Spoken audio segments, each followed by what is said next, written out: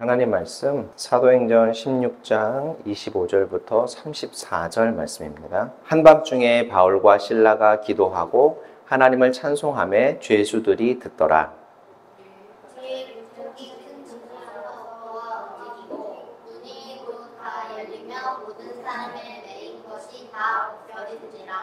간수가 자다가 깨어 옥문들이 열린 것을 보고 죄수들이 도망한 줄 생각하고 칼을 빼어 자결하려 하거늘 우리 크게 소리질러 이르되 내 몸에 상하지 말라. 우리가 다 여기 있노라. 간수가 등불을 달라고 하며 뛰어들어가 무서워 떨며 바울과 실라 앞에 엎드리고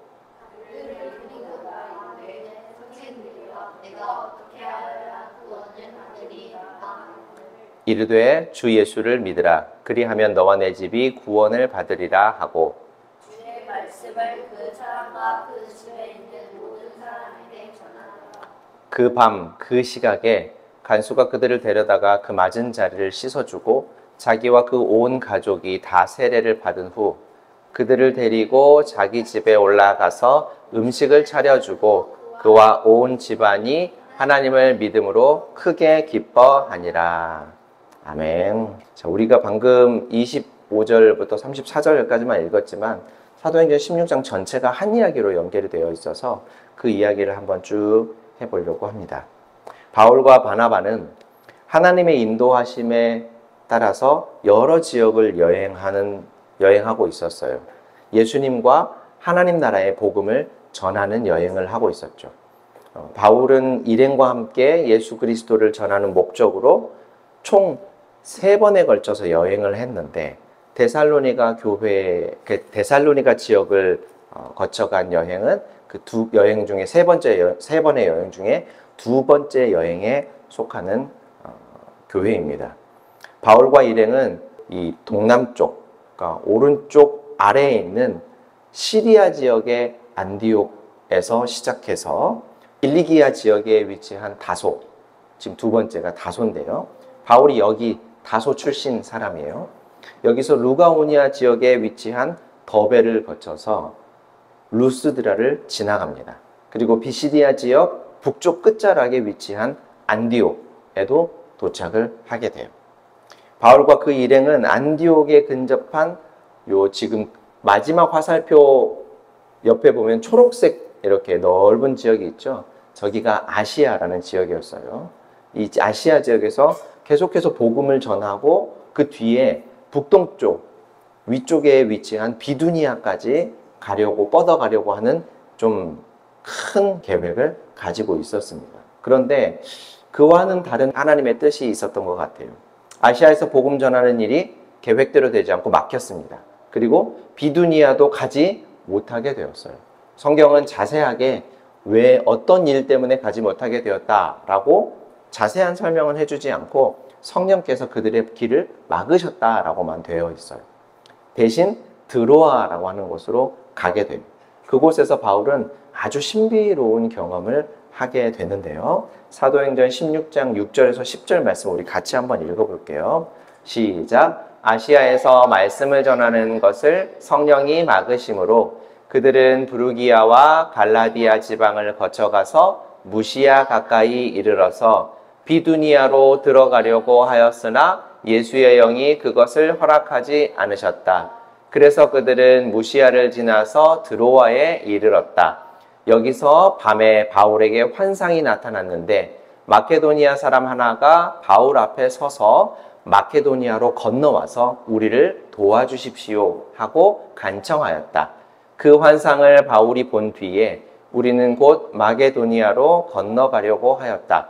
우리는 마케도니아 사람들에게 복음을 전하기 위하여 하나님께서 우리를 부르신 것이라고 확신하였기 때문이다. 누가 봐도 마케도니아 사람으로 보이는 한 사람이 바울에게 환상 중에 나타나서 마케도니아로 건너와서 우리 지역으로 건너와서 우리를 도와주십시오라는 말을 했다는 거예요. 바울이 아시아와 비두니아에서 복음을 전하는 일을 하려고 계획했지만 그 일이 번번이 막히고 그가 꿈을 꾼 것인지 아니면 실제로 깨어있을 때 어떤 환상을 보게 된 것인지 우리가 확실하게 알 수는 없지만 제 개인적인 판단으로는 바울과 일행이 개인적인 일을 수행하려던 것이 아니라 예수님을 전하는 복음 전도의 일을 하기 위해서 아시아와 비두니아로 가려고 했는데 그 일이 수월하게 진행되지 않았기 때문에 어떤 생각이 들었겠습니까? 많이 당황스럽고 또 크게 고민이 됐겠죠. 왜 하나님이 우리에게 수월하게 길을 열어주지 않으실까? 오늘 우리가 살면서 인생이 계획대로 잘 되지 않으면 당황스럽고 고민되고 염려되는 때가 많이 있지 않습니까? 그러다 보면 어때요? 마음도 복잡해지고 아주 예민해지죠. 그래서 흔히 믿지 않는 분들은 그런 얘기도 해요. 꿈자리가 뒤숭숭하다. 뭐 이런 얘기도 하잖아요. 아마 바울도 그랬을 것 같아요. 더구나 선한 의도를 가지고 예수님을 전하는 일 하려고 했던 터라서 더더욱 그랬겠죠. 그러던 중에 밤에 꿈을 꾸게 된 것이 아닌가 하는 생각을 해봐요. 물론 꿈인지 아닌지는 확실하게 정할 수는 없습니다. 중요한 것은 그 환상, 그 꿈을 보았을 때 바울은 하나님의 뜻이라고 판단을 하게 됐고 전혀 예상하지 못했고 계획하지 않은 일에 뛰어들어야 하니까 두려움과 걱정이 우선 찾아왔겠지만 하나님의 그 뜻에 따르기로 결심했다라는 거죠. 그리고 결과적으로 데살로니가 지역이 포함된 이 마케도니아에서 바울과 일행이 예수 그리스도를 전하고 교회가 세워진 것을 보면 하나님의 뜻이었던 것만은 분명하다라는 거예요. 우리가 인생을 살다 보면 여러 선택의 순간을 마주하게 되죠.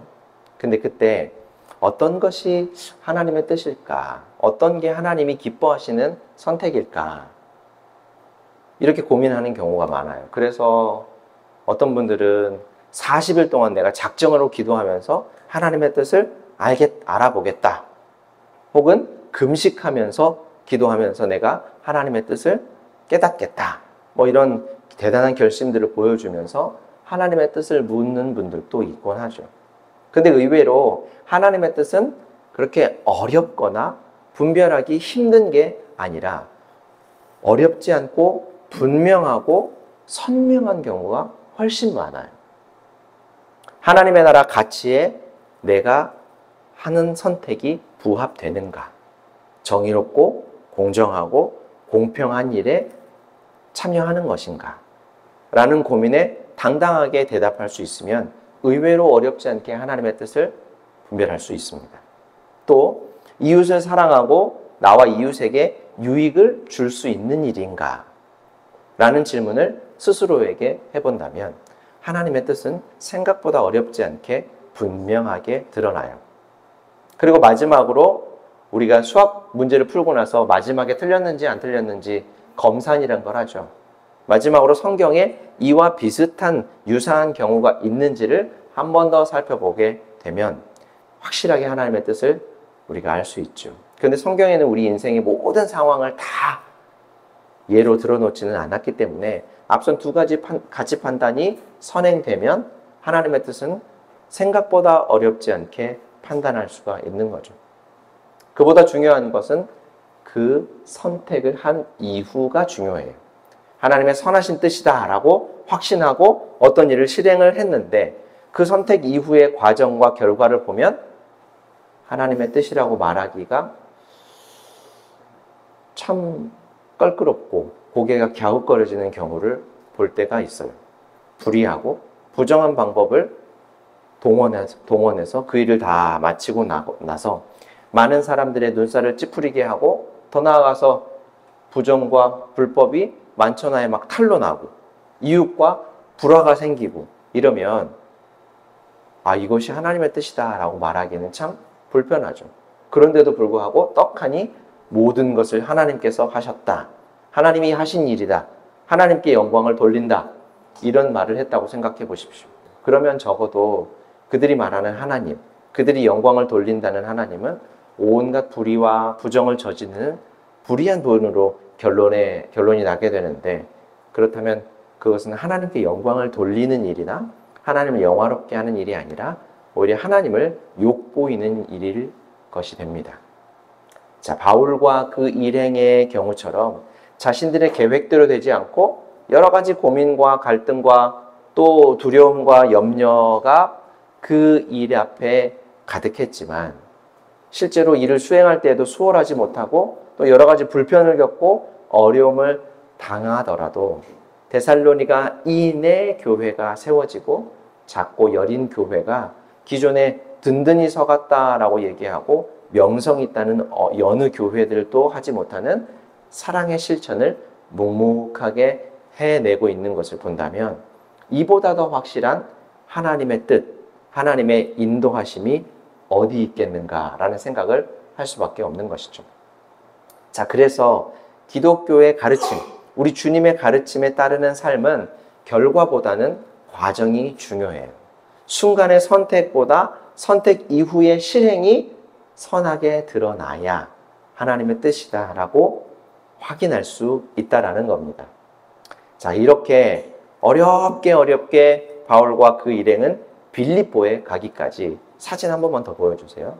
여기 보면 저 가운데 지금 빨간색으로 동그라미를 쳐놓고 그 밑에 보면 조금 더 키워나서 마케도니아 가운데쯤 보면 빌립보라고 되어 있는 동네 있죠. 바울이 이렇게 어렵게 이 빌립보라는 곳. 그러니까 사실은 드로아에서 그 위에 보면 사모드라게라고 하는 섬이 있어요. 거기로 배를 타고 가서 거기서 또 네아폴리로 들어가고 거기서 빌립보로 이제 들어갔거든요. 고생 끝에 빌립보에 도착을 하게 됐어요. 이렇게 고생 끝에 빌립보에서 루디아라는 여인을 만나게 돼요. 이 루디아라는 여인은 유대인이 아닌 이방인, 그러니까 외국인인데 일찍이 하나님을 섬기고 있었던 사람입니다. 그러나 아직 예수님과 그분의 복음을 전하지 못했던 여인이었어요. 우리가 지난번에 함께 살펴봤던 백부장 고넬료와 같은 사람이죠.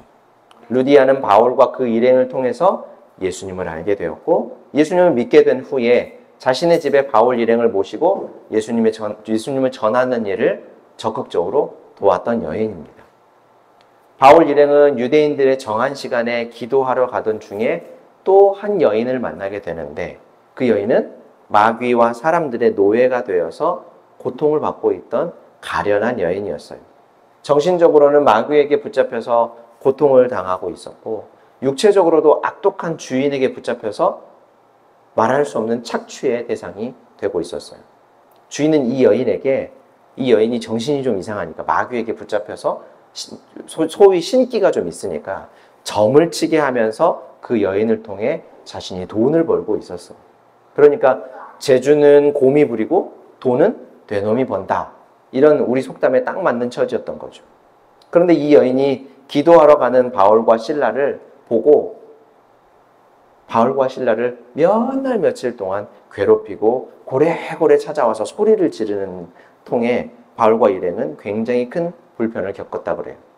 그러던 어느 날 바울이 참지 못하고 예수님의 이름으로 그 마귀를 내쫓았어요.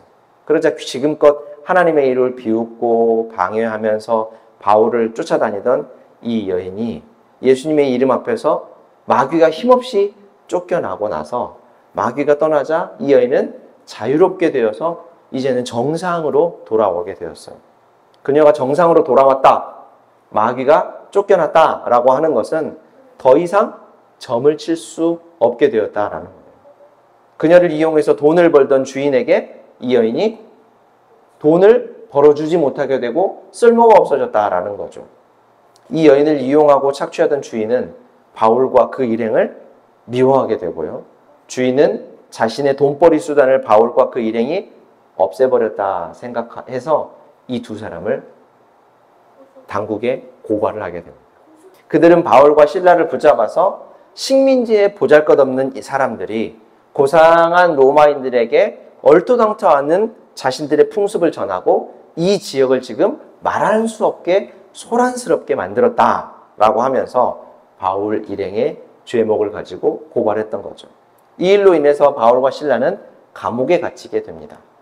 바울과 실라는 이렇게 그리스도의 이름을 선포하며 마귀의 권세를 공격하고 마귀를 여인에게서 떠나게 해서 고통받는 여인을 자유롭게 풀어주었는데 이 일로 인해서 옷이 찢겨나가고 수없이 많은 매를 맞고 감옥에 갇히게 되었다 그래요. 사진 보여주세요. 바울과 실라는 감옥에 갇혀서 착고라고 하는 형틀에 발까지 묶였답니다. 근데 이 착고라는 것은 보통 강력 범죄를 저지른 사람들이나 난동이나 도주의 우려가 있는 사람에게 이런 형틀을 채워서 옴짝달싹할 수 없도록 만들어 놓았던 형틀인데, 바울과 실라가 이런 류에 해당하는 사람이 아니었음에도 불구하고 바울과 실라는 착고에 채워져서 감옥에 갇혀 있었어요. 그들은 크게 괴로웠겠죠. 오늘 본문 25절을 보면 흥미로운 표현이 나오는데 한밤중에 라는 표현이 있었어요. 바울과 실라가 언제 투옥되었는지, 그러니까 언제 감옥에 갇히게 되었는지 사실 잘 알 수는 없죠. 하지만 얼마간의 시간이 흘렀다라는 것을 알려주는 게 한밤중에 라는 표현이에요. 그리고 한밤중에 바울과 실라가 찬양을 불렀대요. 저런 몰골로요. 저렇게 두들겨 맞고 옷이 찢기고 옴짝달싹 할 수 없을 정도로 없도록 착고라고 하는 형틀에 이렇게 꽉 묶여 있었는데 찬양을 불렀대요. 자, 그러면 시간이 흘러서 한밤중이 될 때까지, 그러니까 찬양을 부르게 된 한밤중까지 뭘 하고 있었을까? 매를 많이 맞았기 때문에 아마 이 사람들이 정신이 나가가지고 기절을 해 있었지 않았을까? 그리고 난 후에 깨어난 것일 수도 있고, 또 하나님께서 주신 믿음을 가지고 있었지만 마음속에 우리가 우리 돈 벌려고 불의한 일이나 남들을 등쳐먹거나 사기를 치거나 하지도 않았는데 하나님의 선한 일을 한다고 했는데 이렇게 매를 맞고 옷이 다 찢겨나가고 이렇게 감옥에 갇히게 되었으니 진짜 이게 맞는 일일까? 우리가 계속 이 일을 하는 게 맞을까? 이러다가 진짜 죽는 거 아닐까? 이런 생각도 하게 되었겠죠. 한밤중이 되었을 때 바울과 실라는 하나님을 찬양했대요. 하나님을 위해서 일하다가 감옥에 갇혔는데 어떻게 하나님을 찬양할 수 있을까? 하나님을 믿는 믿음이 없다면 사실 도저히 이해할 수 없는 일이죠. 감옥을 지키던 간수들과 다른 죄수들은 바울과 실라의 찬양을 듣게 되었고 아마도 그들이 이런 생각을 했을 거예요. 야, 저 사람들이 매를 심하게 맞더니 이제는 정신이 돌았구나. 그렇게 감옥의 밤은 깊어만 갔고 죄수들을 지키던 간수들이 꾸벅꾸벅 졸면서 잠이 들었을 때 갑자기 큰 지진이 일어나서 땅이 흔들리기 시작했고 바울과 실라가 갇혀있던 감옥의 문이 활짝 열렸어요. 그리고 묶여있던 발이 풀려버렸습니다. 마귀에게 붙잡혀 고통당하던 여인을 풀어줬던 바울과 실라를 하나님께서 풀어주신 거죠. 더불어서 이 둘과 함께 수감되어 있던 다른 죄수들도 다 자유롭게 풀려나고 말았대요. 큰 지진에 놀라서 잠을 깬 간수는 감옥문이 열려 있는 것을 보고 혼비백산했습니다. 감옥문이 열려 있으니 죄수들이 이미 다 도망을 갔을 것이고 그러면 죄수들을 지키지 못한 나는 이제 목숨을 부지하기 힘들겠다라는 생각을 했어요. 이런 생각 끝에 간수는 결국 그 자리에서 내가 죽임을 당하느니 스스로 목숨을 끊어야 되겠다 생각을 했습니다. 칼을 들어 스스로를 해하려고 하는 순간 그 광경을 지켜보던 바울이 다급하게 간수를 불렀어요. 멈추시오! 우리가 도망가지 않고 지금 여기 그대로 있습니다. 여기 있으니 절대로 당신의 몸을 해치지 마십시오. 바울의 목소리를 들은 간수가 깜짝 놀라 감옥으로 들어가 보니 정말로 죄수가 도망을 가지 않고 그곳에 있었던 거예요. 도망간 죄수들에 대한 책임을 지고 스스로 목숨을 끊으려고 했던 간수는 바울과 실라 앞에 다리가 풀려서 털썩 주저앉고 말았습니다. 죽은 목숨이라고 생각했던 간수는 두 사람 덕에 목숨을 건질 수가 있게 되었다라고 생각을 했고 그는 바울과 실라에게 어떻게 하면 내가 구원을 얻을 수 있겠습니까? 라는 물음을 던졌어요. 바울과 실라가 감옥에 들어온 이 전후 사정에 대해서 이 간수는 분명히 알고 있었고 세간에 퍼져 있던 두 사람에 대한 소문들을 다 들어서 알고 있었을 테니 분명 로마인들은 터무니없는 소리를 한다고 여겼겠지만 감옥에서 찬송을 부르고 자신이 풀려날 수 있는 상황에서 간수의 목숨을 살리기 위해 도망치지 않는 이 두 사람에게서 보이는 비범한 태도에 간수는 도대체 이들이 가지고 있는 것은 무엇일까? 이들이 전하고 있는 저 구원이라고 하는 것은 무엇일까라는 생각이 그를 지배했던 것이죠. 바울과 실라는 기다렸다는 듯이 예수님을 전했습니다. 예수님을 믿으십시오. 그러면 구원을 받을 수 있습니다. 당신의 가족들도 마찬가지입니다. 간수는 이 둘을 집으로 데려갑니다.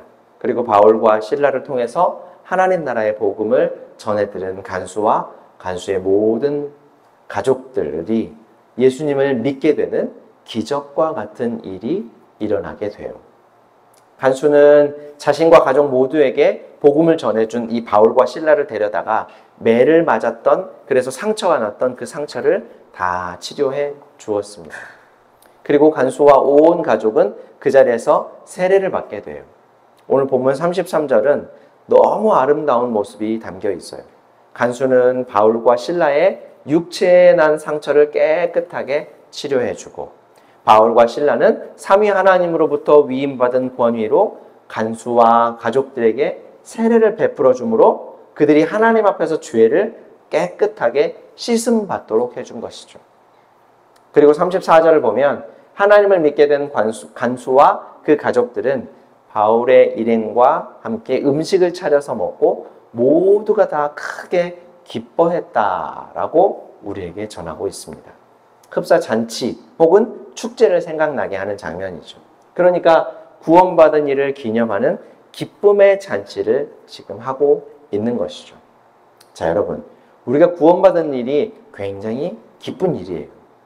구원의 기쁨은 감옥에 갇혀서도 찬양할 수 있었던 바울과 실라가 누린 기쁨이고, 겉으로는 부족함 없이 살던 로마의 공무원, 그러니까 감옥의 간수와 그 가족들이 이전에 알지 못했던 그런 신비로운 기쁨이었던 거죠. 그러니까 바울과 실라가 지금껏 자신들의 뜻과 계획대로 되지 않아서 염려와 걱정을 하게 되고 고민을 하게 되고 또 내가 뜻하지 않은 일을 하게 되었는데 거기서 겪는 여러 가지 불편함과 또 다른 사람들과의 여러 가지 불화, 또 자신들이 겪고 있는 고통, 감옥에 갇히게 되고 고난, 매를 맞게 되고 여러 가지 힘든 문제가 있었음에도 불구하고 그 일들이 이 간수와 간수의 가족들을 구원하게 되고 하나님의 자녀로 새롭게 바꾸는 일에 쓰이게 되자 바울과 실라는 그제서야 아마 이런 생각을 하게 되었을 거예요. 아, 하나님께서 왜 우리를 아시아와 비두니아로 우리의 계획대로가 아니라 이곳에 오게 하셨는지, 그리고 이곳에서 말할 수 없는 여러 가지 고난과 고통을 겪으면서도 불구하고 하나님이 왜 우리를 이곳에 두셨는지 분명히 이들 때문에 우리를 보내신 것이구나 라는 것을 깨닫게 된 것이죠. 자, 사랑하는 성도 여러분, 명절이 되면 그동안 만나지 못했던 가족들과 친척들을 만날 수 있는 시간이죠. 우리 가족들 중에는 우리와 같은 믿음을 가지고 구원의 기쁨과 구원의 감격을 누리며 사는 분들도 있지만 아직 예수님을 모르는 분들도 있어요. 부디 성령께서 간수와 그 가족들에게 예수님을 믿고 구원 얻는 기적과 같은 일을 행하신 것처럼 우리 가정들, 바라는 교회에 모이는 가정들 안에서도 동일하게 일하시기를 원합니다. 그래서 바울과 실라가 감옥에 갇혀서도 찬양할 만큼 크고 놀라운 평안과 기쁨이 우리 모든 가정에 임하기를 바라요.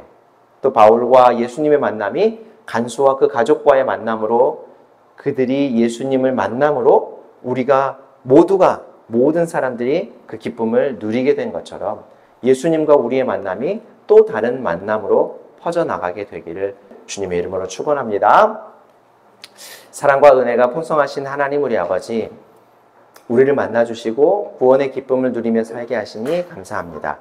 우리가 살면서 접하는 사랑하는 이들의 죽음에 무력감을 느끼기도 하고 안타까움을 느끼기도 하지만 영원토록 죽지 않고 사는 하나님 나라, 다시는 아픔과 슬픔과 고통이 없고 갈등과 다툼과 미움도 없이 영원토록 사랑하며 기쁨으로 살아가는 하나님의 나라의 삶을 선물 받았으니 그 기대와 소망이 주는 기쁨이 우리 삶에 넘치게 하여 주옵소서. 추석 명절을 맞아 가족과 친지를 만날 때 우리 안에 솟아나는 이 기쁨이 또 다른 구원의 만남으로 이어지도록 인도하여 주시고 사용하여 주옵소서. 명절 기간 동안 바라는 교회 성도들을 안전하게 지켜주시기를 바라며 예수님의 이름으로 기도합니다. 아멘.